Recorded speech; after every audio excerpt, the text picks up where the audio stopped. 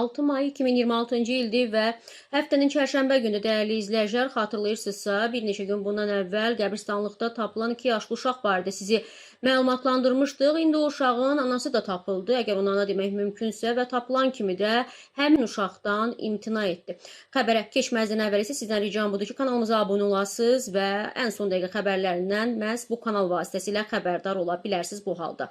Belə ki, Abşeronda Fatimi Zəhra məscidinin yaxınlığındakı Güradil qəbirstanlığından tapılan 2 yaşlı uşağın valideynləri tapılıb.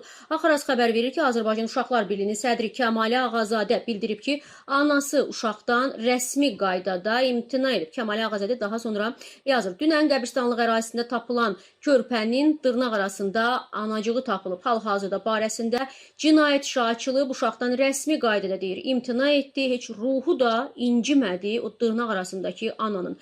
Hətta Kəmalə Ağazadə yazır ki, ona sual verdim ki, bəs heç düşünmədinmi qəbirstanlıqda uşağımı heyvanlar xəsarət yetirər uşağıma, ona toxunarlar. Ana deyilən qadın ümumiyyətlə çiyinlərini çəkdi və heç bir cavab vermədi deyə Kəmalə Ağazadə əlavə edib. Qeyd edək ki, ötən gün Kəmalə Ağazadə 2 yaşlı uşağın tapılması barədə məlumat yaymışdı. İndi o qadın da, ana deyilən qadın da uşağı istəmir və ondan rəsmi qaydada imtina edib. Çox qəribə və ümumiyyətlə ədalətsiz bir dünyadır. Bir tərəfdə övlad sahibi olmaq üçün aylarla, illərlə müalicə olunan insanlar, digər bir tərəfdə isə dünya gözəli bir uşaqdan imtina edib və imtina etməklə də qalmır, onu qəbirstanlıqda sahibsiz qoyan bir dırnaq arası ana, dəyərli izləyicilər.